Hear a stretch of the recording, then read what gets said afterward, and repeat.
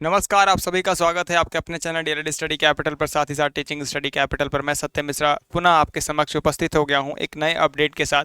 ये update BEd जो करने जा रहे हैं अभ्यर्थी उत्तर प्रदेश से, उनके लिए ये सूचना निकल के आ रही है कि फॉर्म जो है आपका रिलीज़ कर दिया है और पूरा जो है उनका जो पैटर्न होता है, जो ब्राउज़र होता है, वो सारा रिलीज़ कर दिया है। तो उस पर आज हम बात करेंगे। कंप्लीट वीडियो देखिएगा, आपको यूपी बीएड से रिलेटेड कोई भी ऐसा प्रश्न आपके मन में जो होगा वो इस वीडियो से क्लियर हो जाएगा। ठीक है, तो वीडियो स्टार्ट करने से पहले एक छोटा सा इन्फॉर्मेशन आपको देना चाहेंगे कि teaching study capital and DElEd study capital दोनों चैनल को सब्सक्राइब कर लीजिएगा। भविष्य में अगर आप बीएड कर रहे हैं तो आप टेट सीटेट के लिए जाएंगे तो ये चैनल आपके लिए काफ़ी लाभदायक।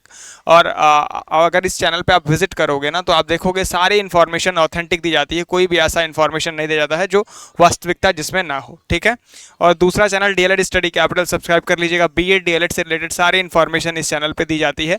जो भी आपके सेमेस्टर के अपडेट होते हैं, एग्जामिनेशन के रिजल्ट के, एग्जामिनेशन फॉर्म के जो भी आते हैं अपडेट, वो यहाँ पर दिए जाते हैं। ठीक है, बात करेंगे यूपी बीएड 2026 के। आप इस वीडियो के डिस्क्रिप्शन बॉक्स में एक टेलीग्राम चैनल का लिंक है, वहाँ पे आप जाकर उसको ज्वाइन कर लीजिएगा। जो भी पीडीएफ से अभी आपको मैं अपडेट दूंगा वो पीडीएफ मैं वहाँ पे अपने टेलीग्राम चैनल पे डाल दूंगा, तो आप जाकर वहाँ से भी देख सकते हो, पढ़ सकते हो। ठीक है, बात करते हैं अपनी वीडियो की तरफ। तो आज का जो हमारा टॉपिक है, जैसा कि आप लोग थंबनेल के माध्यम से देख सकते हैं कि UP BEd joint entrance exam जो होता है, जो उत्तर प्रदेश से अभ्यर्थी करना चाहते हैं बीएड, उनके लिए ये होता है। ठीक है, तो इसमें हम क्या क्या चीज़ों पे बात करेंगे, कौन कौन से टॉपिक पे बात करेंगे।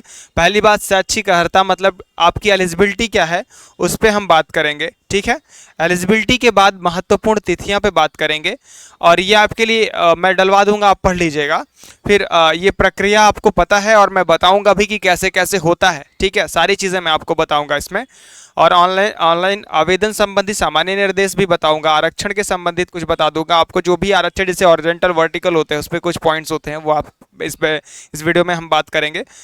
और प्रवेश पत्र की जानकारी आपको सारी चीज़ें मैं बताऊंगा और प्रमाण पत्रों के प्रारूप तक आपको सारी चीज़ें बताऊंगा। ठीक है, तो आप इस वीडियो को एंड तक देखिएगा। निश्चित रूप से आपकी जो है समस्या का समाधान इसी वीडियो से हो जाएगा।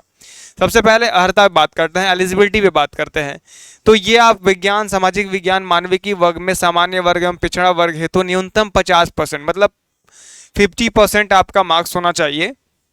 जैसे आप अगर बीए करके आ रहे हो तो आपका 50% मार्क्स होना चाहिए। अंकों के साथ विवि द्वारा स्थापित किसी विश्वविद्यालय के स्नातक उपाधि अथवा स्नातकोत्तर, मतलब अगर एमए की, एमएससी किए हैं वो भी, बी एवं बीटेक अभियांत्रिकी, मतलब जो टेक्नोलॉजी में किए हैं, बीटेक किए हैं, ठीक है, उनके लिए बैचलर ऑफ इंजीनियरिंग और बैचलर ऑफ टेक्नोलॉजी की बात कर रहे हैं। गणित एवं विज्ञान में विशेषज्ञता वाले छात्रों के लिए न्यूनतम 55%, ये ध्यान रखिएगा, जो बच्चे बीटेक करके आए उनके लिए 55% होना चाहिए, अथवा उपरोक्त के समतुल्य कोई अन्य अर्हता वाले अभ्यर्थी प्रवेश परीक्षा में सम्मिलित हेतु अहर होंगे, मतलब एलिजिबल होंगे। ठीक, अब बात करते हैं कि ये सारा चीज़ें आपको 50% यहाँ तक कि आपको देखने को मिलेगा। ठीक, अब आगे बात करते हैं। सबसे पहले विज्ञापन की तिथि क्या है, 1 फरवरी। ठीक है, और ऑनलाइन आवेदन पत्र की प्रारंभिक स्थिति 10 तारीख। ठीक है, स्टार्ट हो चुकी है। बिना विलंब शुल्क के ऑनलाइन आवेदन की तिथि क्या है, 5 मार्च। विलंब शुल्क सहित ऑनलाइन आवेदन पत्र की अंतिम स्थिति क्या है, 10 मार्च। ठीक है, मतलब कुल महीना, 1 महीने का आपका समय है कुल मिला करके आप अगर देखोगे तो। प्रवेश पत्र डाउनलोड किए जाने की तिथि क्या है, 20/4, मतलब अप्रैल में। प्रवेश परीक्षा की संभावित तिथि, मतलब अभी ये कंफर्म नहीं है, टेंटेटिव डेट है, 26/4, मतलब 26 अप्रैल को। प्रवेश परीक्षा की परिणाम की संभावित, ये भी टेंटेटिव है आपका, 25 मई को। ये आपकी इंपॉर्टेंट डेट्स है, ये मैं डलवा दूंगा आपको। ठीक है, अपने टेलीग्राम चैनल पे, तो आपको परेशान नहीं होना इस चीज़ के लिए। ठीक, अब बात करते हैं आवेदन शुल्क कितना रुपए है।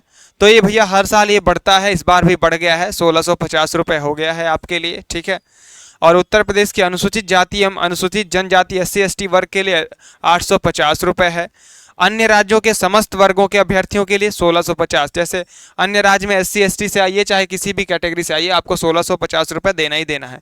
विलंब शुल्क 7 आवेदन, application fee with late fee 6/3/2026 से 10/3/2026, मतलब 6 अप्रैल से, अरे 6 मार्च से 10 मार्च तक विलंब शुल्क के साथ कितना रुपए हो जाएगा, ये जो 1650 अमाउंट था ये 2000 हो जाएगा, जो 850 था वो 1000 रुपये हो जाएगा, और जो 1650 जो अन्य राज्य से आ रहे हैं उनके लिए 2000 रुपये हो जाएगा। ठीक है, अब बात करते हैं ऑनलाइन आवेदन की प्रक्रिया। सबसे पहले आपको प्रथम चरण में अपना रजिस्ट्रेशन, जैसा कि सभी फॉर्म में आप पहले रजिस्ट्रेशन करते हैं, फिर आप द्वितीय चरण में आवेदन पत्र को पूर्ण करेंगे, फिर पेमेंट करेंगे। उसके बाद आपका जो है पेमेंट सक्सेसफुल हो जाएगा, आपके पास एक PDF निकल के आ जाती है, उसको सेव कर लीजिएगा। ये आपका हो गया। इसके लिए आपको मैं डिस्क्रिप्शन बॉक्स में भी डाल दूंगा इसका ऑफिशियल जो है साइट, https://bujhansi, मतलब BU-Jhansi.ac.in, मतलब बुंदेलखंड यूनिवर्सिटी झांसी में है जो है, इसका ये फुल फॉर्म है। ठीक, तो ये लिंक भी मैं आपको दे दूंगा। फिर आप सबमिट करोगे, OTP आएगा, आपका जो है फॉर्म क्लियर हो जाएगा। अब बात करते हैं इसमें ऑनलाइन आवेदन संबंधी सामान्य निर्देश क्या है। अभ्यर्थी का नाम, पिता का नाम, माता का नाम, जन्म तिथि, ईमेल ID, मोबाइल नंबर। ठीक, लिंग, राष्ट्रीयता उत्तर प्रदेश का, मूल निवासी का जो डोमिसाइल ऑफ उत्तर प्रदेश, श्रेणी किस श्रेणी से आप कर रहे हो। अगर आपके पास दृष्टिबाधिता या दिव्यांग का कोई ऐसा है तो उसमें भी आप रिजर्वेशन के लिए अप्लाई करोगे, यस करोगे। वैवाहिक स्थिति, मार्शियल स्टेटस, मतलब यस नो क्या है, आप मैरिड है, अनमैरिड है, विडो है, सेपरेटेड, डाइवोर्स्ड है, क्या है वो आप डालेंगे वहाँ पर। कंप्लीट पोस्टल एड्रेस, जो आपका पत्र व्यवहार का पूरा पता है, पिन कोड है, फोटो पहचान, ये सारी चीज़ें आप डालेंगे। ठीक, बात करते हैं परास्नातक की। वो सेम चीज़ आपको यहाँ पर भरना है, जैसे जैसे आपको ये कहा गया है वो आप फॉर्म भरेंगे तो आपको सारी चीज़ें समझ में आ जाएंगी। अब बात करते हैं पैटर्न ऑफ एग्जामिनेशन। आपका जो प्रवेश परीक्षा है इस एंट्रेंस का, उसका क्या पैटर्न रहता है।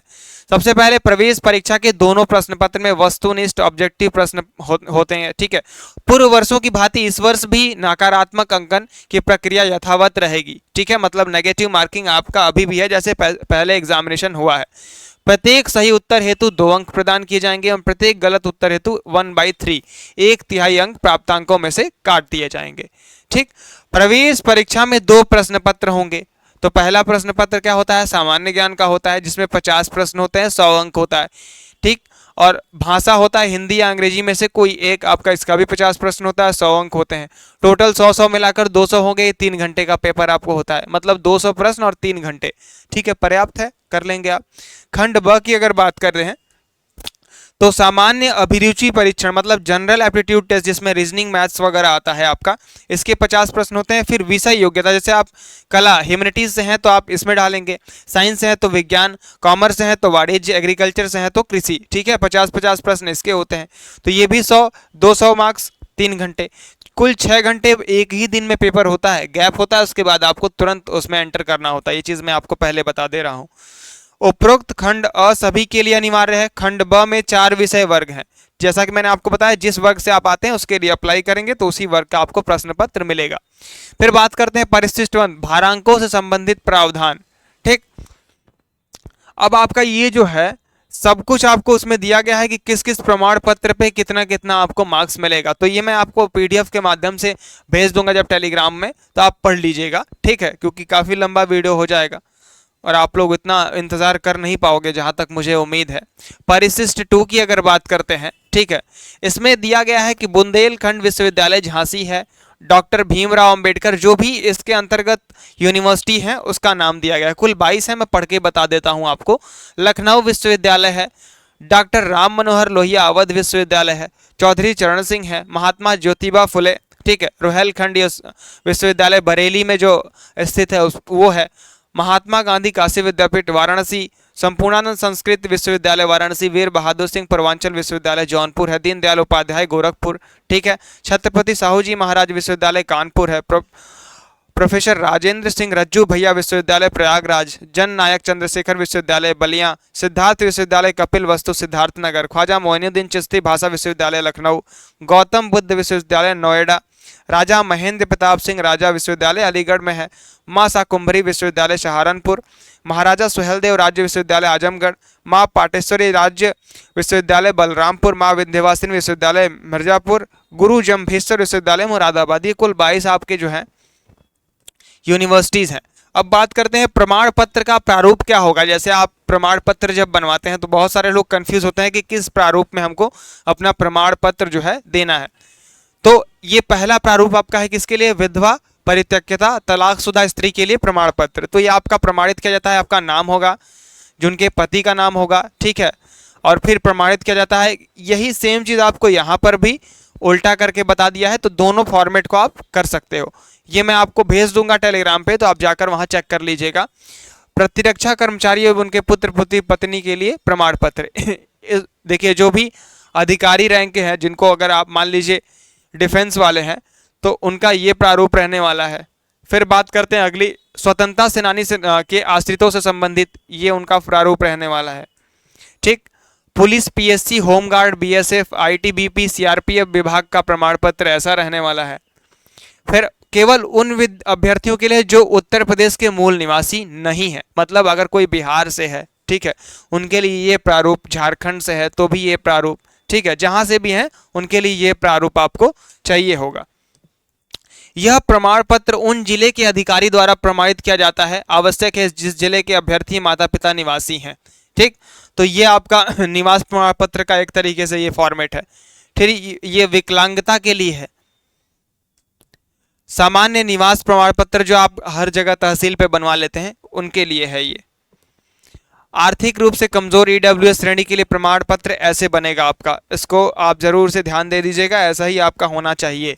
ठीक, फिर ये 9(1) स्वयं के लिए घोषणा, और यहाँ पे देखो उत्तर प्रदेश सरकार। ठीक, इसमें क्या अंतर है, देखिए पहले तो इसका प्रारूप थोड़ा सा अलग है और इसका प्रारूप थोड़ा सा अलग है, तो कंफ्यूज नहीं होना है।